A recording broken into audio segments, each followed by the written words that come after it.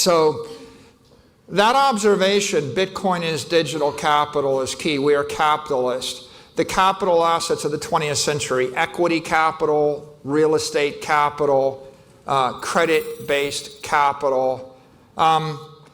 Most of the world thinks private equity, public equity, and real estate is primary capital. The emergence of digital capital is pretty profound because it represents an alternative to people who don't perhaps want to store all their wealth in real estate. There's, as I've said before, there's really no real estate in Africa you probably want to put your family savings into for the next 100 years. There are lots of parts of the world where people just don't want to store their economic energy for long periods of time. The time for deliberation is over. Ignore the market's dizzying churn.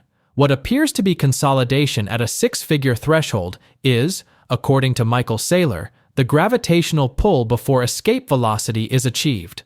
The rocket is on the launch pad, and the final countdown has begun. This breathtaking paradox, a retreat after piercing the sky, is not a sign of weakness, but the structural integrity test before Bitcoin's complete, inevitable parabolic ascent. Institutional titans are securing their positions now because they understand the deeper truth. Bitcoin is the meticulously programmed escape from the collapsing architecture of fiat. The crisis is timeless. How do you secure savings against the financial void of endless inflation and the looming shadow of political confiscation? Saylor reveals that traditional havens, equities, property, and even gold are liabilities dissolving in a world of endless money printing. Bitcoin, or digital capital, is the only verifiable, capped asset, 21 million units, that offers a global, neutral property right, immune to dilution, taxation, or seizure by local decree. The $100,000 line is not a ceiling, but the unshakable foundation being poured right now by corporate treasuries and massive ETF inflows. Volatility is the final, heavy admission price to this unprecedented preservation engine. The long-term capitalist is disciplined, using this dip for strategic allocation. Is this consolidation just the foundation for Bitcoin's final climb to monetary supremacy? Now let's take you back to Michael Saylor, whose latest insights pull back the curtain on what's really happening in this market. I think the emergent consensus in the world over the past 12 months is Bitcoin is digital capital. There were some pretty pivotal events. The Red Sweep was a pivotal event. The appointment of 12 pro-Bitcoin cabinet members was a pivotal event. When the president said we're going to be the superpower, the Bitcoin superpower, that was a critical event. When David Sachs said Bitcoin is digital gold, a digital commodity, the global commodity, it's March of 2025, when he went on television to assert that Bitcoin was special and recognized for its commodity status. That was a pivotal event. And we bandy about, this phrase, digital gold, and people talk about, is it just a store of value? Can it be successful if it's only a store of value? Well, there's a theme to that, which is the bug is the feature. And I think that the humbling epiphany of the past 12 months is every criticism and every bug in these asset classes, in this industry, in the treasury business model, has turned out to be the feature. And here, store of value means capital. Gold is store of value. And if you are store of value, and if you are digital gold, and you emerge as digital capital, then that is a profound paradigm shift for the entire economic world. So why is Bitcoin digital capital? Well, the politicians say it's digital capital. The banks have embraced it as digital capital. Now we actually have we have JP Morgan expressing support for the asset class. We have the head of Charles Schwab that's announced that they're going to custody Bitcoin. They're going to let you trade it. They're going to extend credit against it. They're going to let you deposit it and withdraw it in the first half of 2026. That's extraordinary. So what you see now is 12 months ago, I couldn't get a loan against any kind of Bitcoin posted as collateral from any major bank in the United States. Right now, Bitcoin is creditworthy collateral at Merrill Lynch, at JP Morgan, at Charles Schwab, at Texas Capital Bank, at BNY Mellon, at Wells Fargo, and at PNC. And so there's probably a few that I've skipped. I think Citi has just announced that they're going to start to custody and bank Bitcoin the first half of next year. So we have basically progressed through the unthinkable. We've gone from a toxic asset class that the administration was against and the banking industry did not acknowledge, to an emerging asset class that's getting the grudging respect of half of the major banks in the United States, and it's spreading like wildfire. And these are the most conservative, risk-averse organizations in the world, and if they go and do a 180 in just 12 months, that's pretty extraordinary. And if half of them embrace this asset within 36 months, I think that's light speed. So you've seen the banks embracing Bitcoin. Now you're seeing Wall Street. Of course, we all know the story of the success of IBIT, the most successful ETF in the history of Wall Street. I've tracked it pretty closely. What's interesting, of course, is it went from nothing to about $100 billion in less than 2 years. But also, if you look at the emergence of the derivatives market on top of IBIT, it went from nothing to $10 billion to $50 billion. And if you look at the liquidity, it went from nothing to trading $4 to $5 billion a day. It's really quite extraordinary. Public companies have embraced this asset.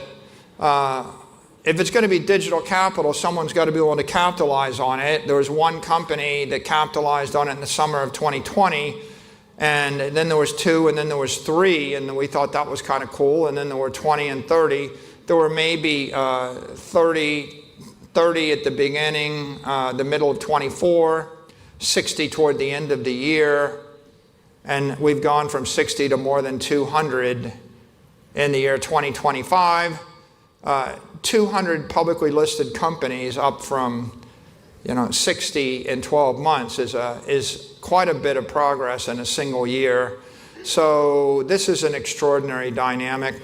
And of course, the marketplace itself, right? What we see is 700 million crypto believers. The crypto industry tipped the election last year. It's becoming the most powerful, if not the most powerful, political movement in the country. And it's global phenomena. If you're going to be global digital capital, then you probably want to rest on liquidity. So you're staring at $60 billion a day of liquidity. But on Friday, I think we had $100 billion trading. So it's an emergent, powerful asset. It's electrically powerful, it's computationally powerful, it's economically powerful, and it's politically powerful. And it's never been more powerful. So the emergence of digital capital is a global phenomena.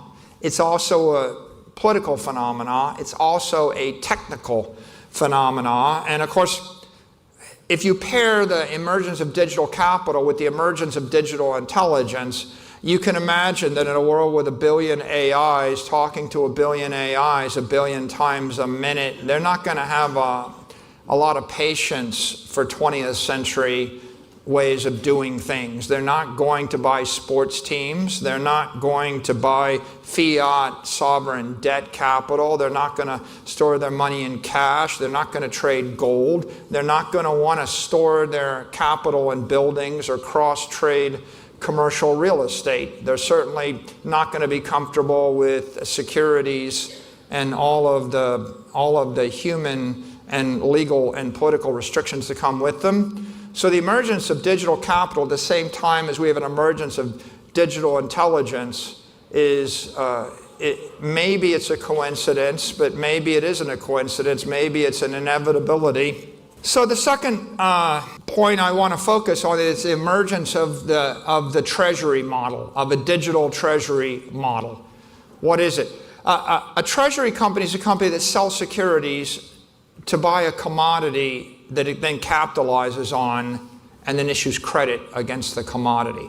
So if you sell securities, raise capital, and then issue credit against the capital, you've created a treasury company. There traditionally haven't been a lot of treasury companies because the SEC 40 Act prohibited publicly traded companies in the United States from capitalizing on securities portfolios.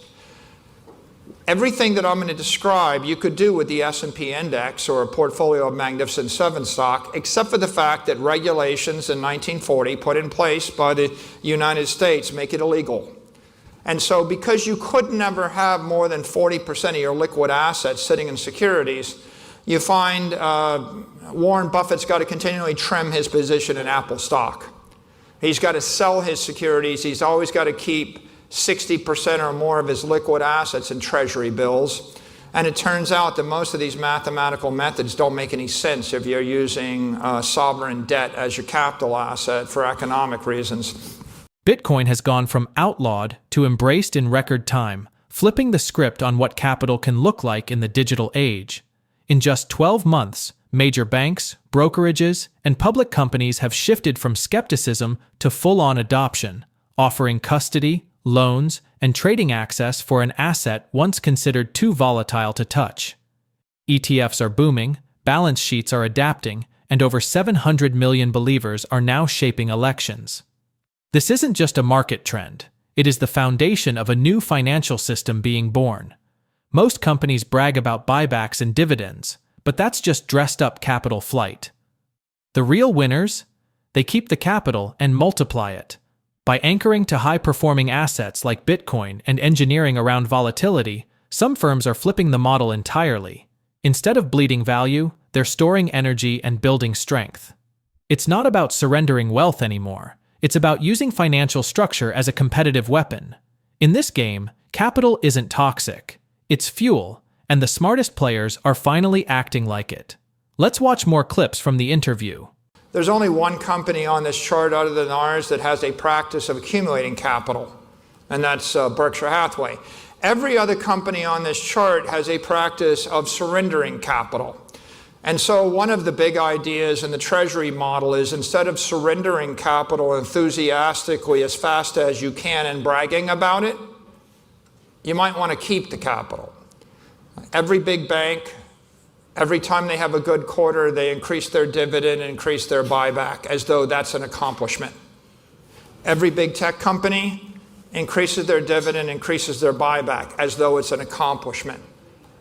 It's not an accomplishment to surrender your money, right? If you walked into your dining room on Thanksgiving and told your family that your idea to improve the family was you're going to give away all the family's money. That way we won't have a volatile balance sheet. It's not good for the family, right? I think intuitively you know that it's not a good idea for you to give away your money. And you know it's not a good idea for your family to give away your money. But somehow, somewhere along the line, the conventional wisdom in corporate finance is that money is toxic, capital is bad, and the most shareholder-friendly thing you can do is decapitalize the company by throwing all the money out. Now, of course, the irony is the best-run companies in the world are in the business of getting rid of money. And that leaves the investors to figure out what to do with the money that's being surrendered by the well-run companies, and there's a certain irony to it all. It comes about because they're all capitalized on the wrong asset. You can see here, in the last 5 years, the cost of capital is 14%. It's the S&P index. Turns out the gold is tracking it. You have two interesting capital assets: metallic capital, gold; equity capital, the S&P index. 14%. That's your hurdle rate. Money markets pay you 3%. Therefore, you're destroying 11% of your treasury assets every year that you hold money markets. Bonds are minus 4%. That's how you bankrupt your bank. The Mag 7's double that number. Bitcoin's double that number. Our company outperformed Bitcoin in the time frame. If your company is capitalized on an asset which underperforms the S&P, then you're negatively polarized to capital. It's toxic to you. So you're going to throw it away as the rational thing. If you're capitalized on a product like Bitcoin that outperforms the S&P, you're positively polarized to capital. You attract money. In fact, the more money you raise, the more profitable you become, the more shareholder value you create. It's a very simple idea. Flip the polarity from negative to positive, and then you just get stronger every single year, and you'll get more powerful. But as you can see, right, the reason that you can't capitalize on the Mag 7 is the SEC 40 Act. And you can't capitalize on the S&P index because the SEC 40 Act. I guess in theory you could capitalize on gold. Interestingly enough, no public company has really done that. And the point that I make to the gold bugs is even the gold miners don't do that. And if the gold miners aren't doing that, then there must be an issue. I don't know what the issue is, but what I do think is the general tendency of corporations is you throw away your money to the investors, and the investors buy the index, and that's how they keep their economic wealth intact. And that's good for the investor, right? That's why Harvard Endowment and Yale and Harvard and all of these large institutions, that's why they have a 500-year life expectancy. They just buy a capital asset like real estate or equity. And the reason that your favorite company lives for 5 or 10 or 15 years and goes bankrupt is because they don't have any assets, right? It's like, again, I've said before, they're like type 1 diabetics, right? They can't store energy. Bitcoin is insulin.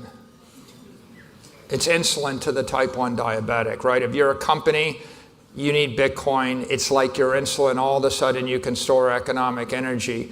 You're not doomed to decapitalize yourself. And what you can see here is the raw asset is Bitcoin. It's got a 51% ARR and a 43 vol over the past 30 days. If what you wanted was that, you could just buy it. But what we've done is we strip the volatility and the risk off of the asset. So we strip a bunch off with Strike down to 29, then 18, then 15. And Stretch, we stripped it down to 8% in the last 12 weeks. Stretch today, it's targeted at 100. It traded between 96 cents and 107 cents. But it's down to trading plus or minus 4 cents or 5 cents. If that trend continues, the vol on Stretch will go to 1 or 2. And so what we're really doing is stripping the volatility off of the pure economic asset.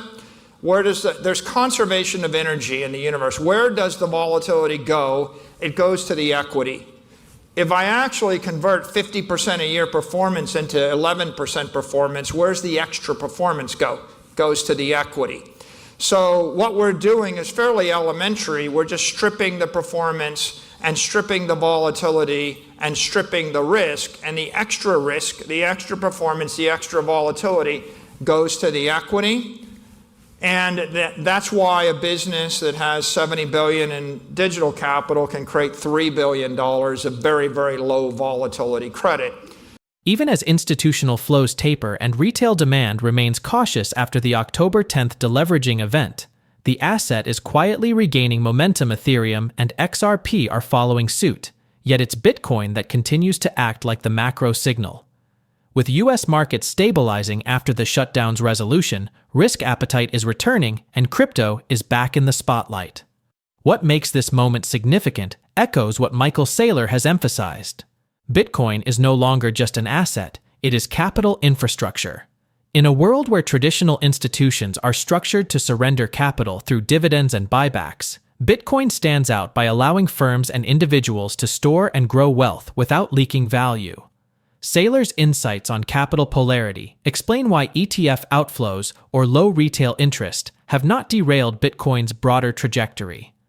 It is not just about flows. It is about the structural transition from fiat-based, inflation-prone systems to a digitally native store of value. As liquidity returns and ETF volatility gets absorbed, Bitcoin is poised to benefit from its foundational strength, scarcity, decentralization, and credibility. Retail may lag, institutions may hesitate, but the architecture is in place, and the use case only grows stronger. Whether ETF flows are up or down this week matters less than the larger reality. Bitcoin is being revalued, not just repriced, and that is the shift everyone should be watching.